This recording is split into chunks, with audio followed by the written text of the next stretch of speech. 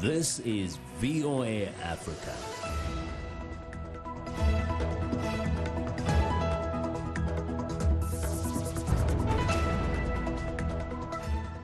Good evening, I'm Esther Githu-Ewart. It's Wednesday, July 3rd. This is Africa 54.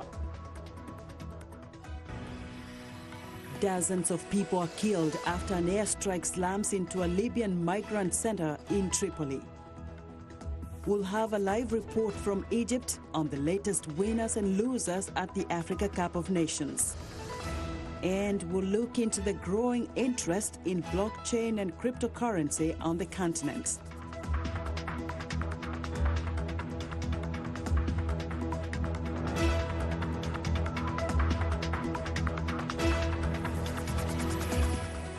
The United Nations Refugee Agency is calling for the evacuation of detention centers in Libya and a full investigation into an airstrike that slammed into a migrant confinement facility, killing at least 44 people and wounding more than 130 others. The strike hit a detention center for mainly African migrants in a suburb of Tripoli late on Tuesday. It was the highest reported toll from an airstrike or shelling since Eastern forces under Khalifa Haftar launched a ground and air offensive 3 months ago to take Tripoli, the base of Libya's internationally recognized government. Libya is one of the main departure points for African migrants fleeing poverty and war. Thousands are being held in government-run detention centers in what human rights groups and the United Nations say are often inhuman conditions. UNHCR spokesman Charlie Yaxley spoke to reporters about Wednesday's deadly airstrike. The latest information from our teams is that at least 40 people may have died and that dozens more may be injured. The rescue operation is still underway, so that death toll may well increase during the course of the day. Our teams are rushing onto the ground to provide them with assistance and to provide medical care, and we're working against the clock to get assistance to people as quickly as possible. But the key thing here is that the situation has to change. We can no longer have a situation where people are trapped inside detention centres, unable to escape when they get caught up in violence, and we cannot have people being brought back to Libya after being rescued on the Mediterranean if that means being held in these detention centres. The UNHCR Refugee Agency in May called for the Tajura Center, which holds 600 people, to be evacuated after a projectile landed less than 100 meters away, wounding 2 migrants. We know that both sides have the coordinates of these detention centres. Both sides are aware where these detention centres are located and that there are people inside those detention centres at the time being. So what needs to happen now is a full and thorough investigation. Those found to be responsible need to be held to account. Having airstrikes drop on a civilian building in this way is a violation of international humanitarian law, and there needs to be action taken now against those responsible and to make sure this doesn't happen again. Some frightened migrants were still at the detention center after the strike, which was severely damaged. Now, thousands of Israelis of Ethiopian descent and their supporters staged sit-down protests at major road junctions across the country on Tuesday after a member of the immigrant community was shot and killed by police. 18-year-old Solomon Teka was killed in the northern city of Haifa Saturday by an off-duty policeman. The officer says he drew his gun while trying to break up a fight between 2 groups of youths who ended up turning against him. Route police scuffled with some of Tuesday's protesters in an effort to free up backlogged traffic. At least 22 people are under arrest, according to a police spokesman. A police official says the officer who shot the teen has been arrested pending an investigation. Now, an unfortunate incident happened in the skies over southwest London on Sunday. The body of a Kenyan stowaway fell from a Kenyan Airways plane, landing in the garden of a man's home just meters away as he sunbathed. Here's Francesca Lena of Reuters. A stowaway fell from an airplane and landed in the garden of this South London house, narrowly missing a sunbather. Police say they believe the man was hiding on a Kenya Airways flight from Nairobi to the UK's Heathrow Airport and fell into the Clapham Properties garden when the jet opened its landing gear doors to lower the wheels. The resident of the property, which is more than 10 miles from Heathrow, was sunbathing just metres away when the body hit the ground. Sunday's incident was not the first of its kind on the approach to Heathrow. There have been 2 other stowaway deaths in recent years. In 2012, a man from Mozambique was found dead on the pavement in East Sheen. He had been hiding on a British Airways flight from Angola. And in 2015, the body of a stowaway on another British Airways flight coming from Johannesburg landed on a shop roof in Richmond. A second stowaway survived the 10-hour flight and was found in the undercarriage of the plane. In a statement, Kenya Airways expressed its condolences about Sunday's, quote, unfortunate incident. When the plane landed at Heathrow, a bag, water and some food was found in the landing gear compartment of the plane. A post-mortem examination is due to be carried out on the unidentified stowaway. Kenya's civil aviation chief told reporters they suspect the victim may have been an airport worker. Now, Ethiopia's mediator in the Sudan crisis is urging the military rulers and the opposition coalition to hold direct talks Wednesday to strike a deal on handing over power to civilians. The Transitional Military Council, which has ruled Sudan since President Omar al-Bashir was ousted in April, and the Forces of Freedom and Change opposition coalition have agreed on proposals presented by the Ethiopian and African Union mediators to solve the crisis, according to Mahmoud Diril, the Ethiopian mediator. But they still disagree over the structure of a sovereign council meant to lead the country during the transitional period. Diril told reporters Tuesday that a time and a place for the meeting are set, but will not be disclosed for security reasons, and that both sides have already received invitations. Opposition groups continue to demonstrate as they press the military leadership to relinquish power. And now to Cairo, where Africa 54 sports guru Sunday Shomari is standing by. Sunday, today is a resting day, but the first round is now complete, and we're looking forward for the next round of 16. Which games are we eagerly awaiting? Yes, Esther, it is a break for sure today, Esther. All those teams who have now qualified to the second round are ready, taking a break for another brutal fight to start the next Friday. This is July 5th, Esther. But there are games that we're looking forward to watch, and they will be interesting for sure. The Super Eagles of Nigeria will be facing the Indomitable Lions. These are the defending champions, Esther. They need to defend their championship, and they say they are ready to do it. Another interesting game, Esther, will be the Cinderella team. You remember Madagascar?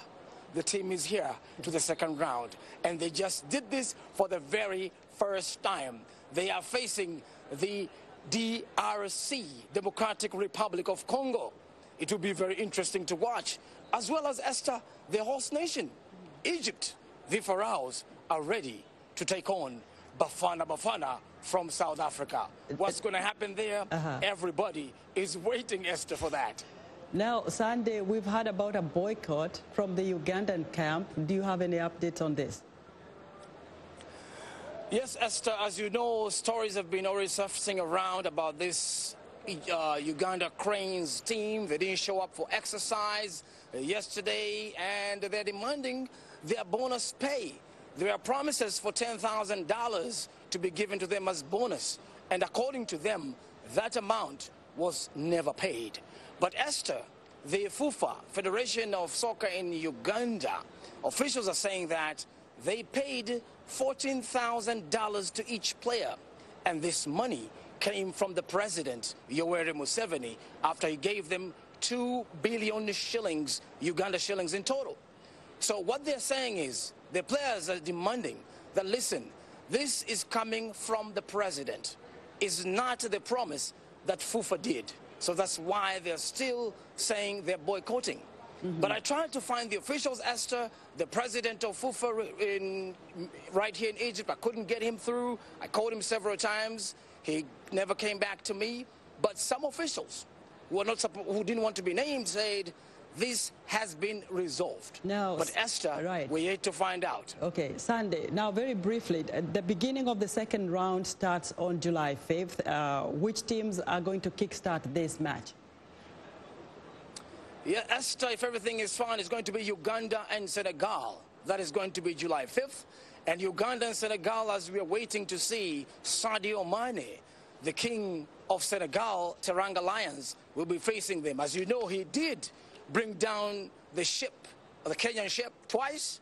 So, for sure, Ugandans have to mark this danger man that day. It's going to be a very, very interesting game because, as well as you know, Dennis Onyango has been showing a very good goalkeeper, very good defense in Ugandan side. So, for sure, it's going to be a very interesting game to watch on the July 5th day. Esther. Before we get to the 5th Sunday, I want to wish you happy July 4th in advance. It will be dawn there before we wake up here in America, but we'll be having a ball. Sunday, thank you so much. Thank you, Esther. Africa 54. Masalam from here. Thank you. Africa 54 sports guru Sunday Shomari reporting live for us from Cairo.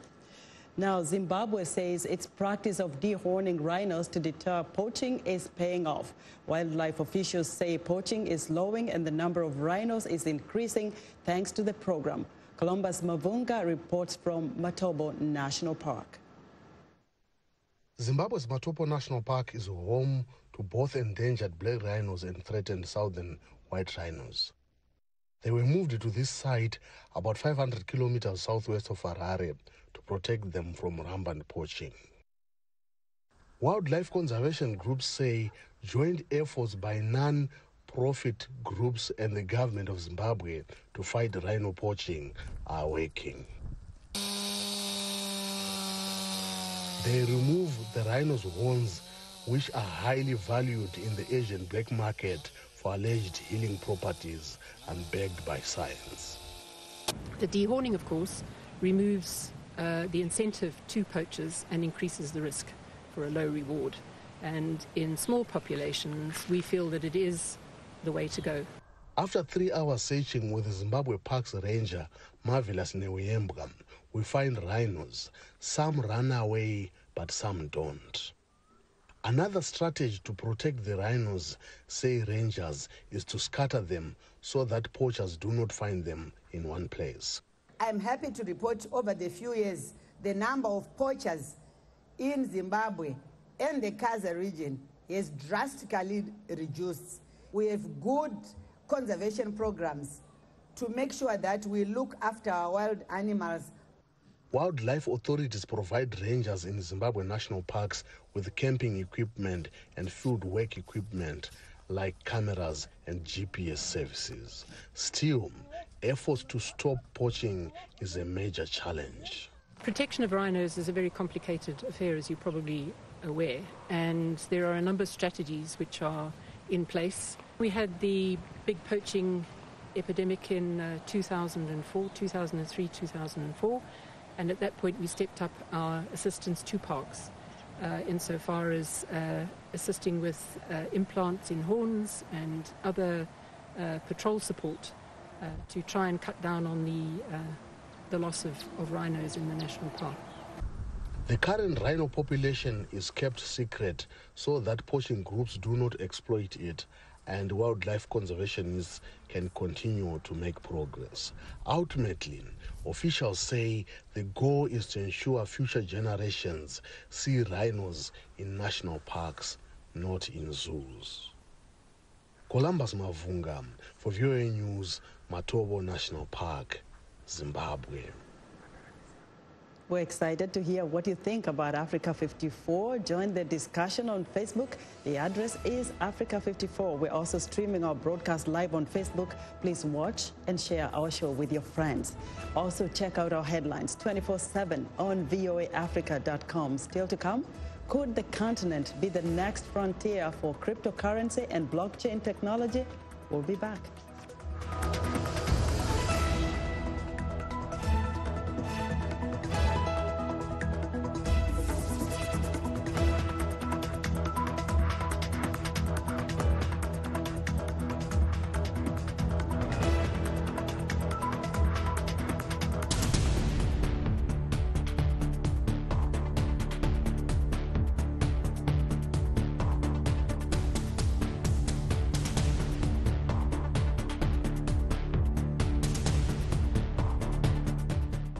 am Sheikh Sali, host and senior editor of VOA's international call-in talk show, Straight Talk Africa. Today we'll examine the tobacco industry. We pretty much touch on anything that you can think of. Politics, health issues, human rights issues, you name it, we talk about it.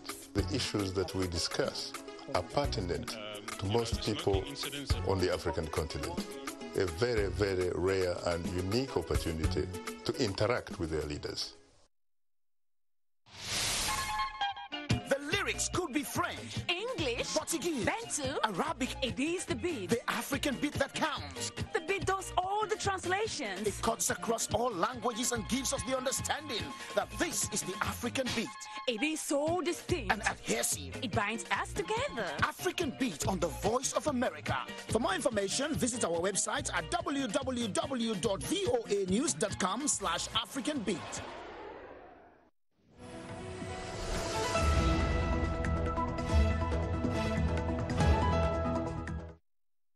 I'm Clara Frank, and here's what's trending. Lined with loaves and croissants, it looks like any other bakery. But a branch of the Anderson chain in Tokyo is using cutting-edge technology to earn its crust. Instead of manually entering treats at a register, workers are using Bakery Scan. The machine works by recognizing treats by shape and color, ringing pastry purchases up automatically. Brain Company is determined to apply image recognition technology even further by working in conjunction with Japan's Institute of Physical and Chemical Research. It's also developing a system to identify medicines, including loose tablets. Next up, a computer science team at the University of Maryland at College Park is working to help robots perform better by using experience from their past actions. Combining robot perception and motor commands is an ambitious task that's being worked through with so-called hyperdimensional computer theory. Researchers say it'll help different kinds of computers perform better. For instance, smartphones will be able to analyze a situation and accumulate experience. And finally, the 10 hectares of the experimental area of Plumcock near Epernay are an open-air laboratory with one objective: to continue making good champagne despite global warming. The vine flowers are fertilized with pollen of a resistant variety. Then the future bunch is protected with a paper bag while waiting for its harvest. The seedlings are then sorted to retain only those having acquired the desired genes. Other traditional techniques include arranging picking hours at the coolest times, not leaving crates of grapes in full sunlight, and using light-colored boxes. And that's what's trending today. America's July 4th celebration at the National Mall in Washington Thursday promises to differ from the traditional event. U.S. President Donald Trump is set to give a speech from the steps of Lincoln Memorial and has ordered the presence of military tanks and flyovers of fighter jets. Some Americans are welcoming these extras, while others are accusing the president of turning a political event into part of his 2020 election campaign. VOA's Ladza Hoke has more. Battle tanks, armored vehicles, and flyovers by fighter jets are not common in U.S. 4th of July events. Neither is a presidential speech on the occasion. But President Trump is determined to have a celebration like no other and says he wants to honor the U.S. military. Critics accuse him of politicizing a holiday that has traditionally united Americans of every ilk. Some people welcome the opportunity to see the president. I think he's the president and he has an obligation to talk to the people. And if that's what he wants to do, and if he wants to do it on the steps of the Lincoln Memorial, I'm all for it. Trump was openly impressed with the Bastille Day military parade he attended in 2017 in Paris and said he wanted one in Washington. During last week's G20 meeting in Japan, Russian President Vladimir Putin invited him to the 2020 World War II victory parade in Moscow's Red Square. Putin's aide Yuri Ushakov said Trump took much interest in the proposal. We have invited the President of the United States to visit us for the 75th anniversary of the victory in World War II on May 9th next year. The U.S. President reacted very positively. Some Americans are questioning the cost of military shows for American taxpayers and are frowning at Trump's taste for displays of military prowess. Opponents have obtained permission to bring to the National Mall a giant baby Trump balloon, like the one displayed during the president's visits to London. Tourists in Washington may be treated to more entertainment than expected. We're here on a 3-week road trip from Kansas City, Missouri. Just thought we'd come up here for 4th of July, see the fireworks. Washington's July 4th fireworks are America's most spectacular. Trump promises that this year they will be the biggest ever. Zlatica Hoke, VOA News, Washington.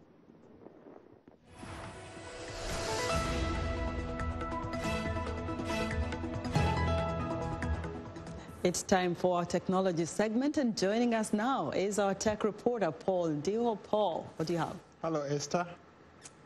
Blockchain and cryptocurrencies are two buzzwords that are rising on social media. Social media trends show an increased interest in technology, especially coming up from Africa. At a recent Africa Technology Summit in London, African tech players, international investors, critical decision makers and innovators kicked off the event by opening the market at the London Stock Exchange and talking about the future of blockchain and cryptocurrency on the continent. Exporting tech solutions from Africa to the rest of the world is likely to become more and more common, according to Tunde Kihinde, head of a digital platform which helps small and medium enterprises access to credit in just one day. The traditional way of getting credit to SMEs is not working. Why don't we use technology and data to make loans without collateral, do risk-adjusted pricing, and more or less help any SME access the funds they need to grow. Elizabeth Rosario, CEO and founder of BitPesa, says Africa still isn't at the same level as the rest of the world in terms of cryptocurrency use. In Africa, regulation has been a little bit slow and unclear, and in general, there's less financial institutions, there's less fintech companies, so there's just less opportunity to purchase. Limited access to smartphones, stable power supplies, and internet connections are just some of the stumbling blocks in the way. But with smartphone usage expected to jump exponentially to 67% by 2025, many investors are optimistic. Challenges of government's inability, to actually get with the program and raise the game, so to speak. But yes, I'm quite optimistic about 2025, given the level of youthful energy that is going into solution creation. Meanwhile, social media giant Facebook has revealed plans to launch a cryptocurrency called Libra, the latest development in its effort to expand beyond social networking and move into e-commerce and global payments. Crypto is still a niche topic. Not a lot of people know about it. Not a lot of people own cryptocurrencies. And so the idea that Facebook could expose millions, tens of millions, hundreds of millions, or even billions of people to the idea of cryptocurrency and get them interested in the space, that's really exciting to me. I think it's going to have a meaningful impact on the space. Facebook is linking with 28 partners in a Geneva-based entity called Libra Association, which will govern its new digital coin set to launch in the first half of 2020. Libra is going to compete on an even playing field with every other cryptocurrency out there. It's got advantages. Its advantages include the fact that it's being launched by Facebook, which has reach of billions of people. It's got disadvantages in the way that it's architected and things that Bitcoin or Ethereum or other technologies might do better.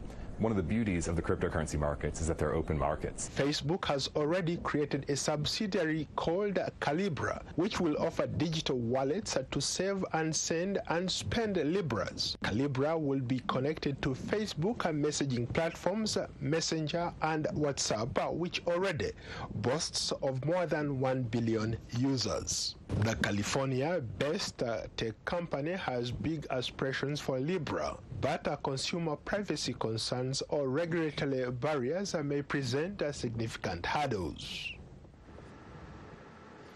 As cell phones become more sophisticated and the internet becomes faster, virtual reality headsets are becoming cheaper. We are at the precipice of a whole new virtual world. Dana Mitchell talks to an expert and has more. When Lakshmi Sarah and her reporting partner wanted to do a story on a cannabis farm, they knew they wanted it to be in 360, a type of full immersion video where you can see up, down, and all around using your finger to move the footage on screen. You can really bring a person into another person's story and have a better understanding of what's going on in their brain. 360 is just one type of new storytelling. In her new book, Crafting Stories for Virtual Reality, Sarah explores storytelling using virtual reality, augmented reality, even mixed and spatial reality. Getting confused? With smartphone and tablet technology becoming more sophisticated, deciphering what's real and what's not may become virtually impossible. Some of the newer phones can have depth sensors and can allow you to scan a room and then place somebody in that room, which has potential greatness for storytelling, but then also scary news or fake news potential. The new technology is so real that this Stanford surgeon, in fact, uses virtual reality to practice brain surgeries he will perform before the procedure. VR and AR are not exactly new. In fact, this exhibit features VR goggles from the past 30 years. But newer apps like Pokemon Go have helped AR go mainstream. Home furniture store IKEA even offers an AR app that allows you to see products in your home before purchasing. The app Helium allows users to harness the power of positive thoughts with the goal of helping a butterfly emerge from a virtual chrysalis. So Helium is like a little digital chill pill, a little digital kit that you can use to escape anything that sucks that you're going through. As technology advances, the line between the real world and the virtual one will continue to blur. Dina Mitchell for VOA News, Berkeley, California. That's today's Tech Reporter. Back to you, Esther. Now, Paul, every segment of technology is very interesting. I'm learning new things, and I believe our viewers are learning new things. What are you working on for next Wednesday? Well, something exciting. I'll be looking at coding, why a lot of, for example, younger students are engaging in coding, or people learning how to code. People learning how to code. And how good is this happening in Africa? Which countries are leading when it comes to coding? Well, it's remarkable what has been going on. A lot of parents are encouraging their kids to do STEM classes. For example, every kid, if I had a kid who is that age now, I'd be encouraging them to do STEM classes. Why? Because coding is going to be the future of technology. All right, Paul, it looks like we're running out of time for that, but we look forward to it. Paul, thank you so much. Be sure to join Paul Ndiho each Wednesday for another technology segment right here on Africa 54. And that's our show for today. Be sure to watch Africa 54 on our website at voaafrica.com. From all of us here in Washington, have a good evening.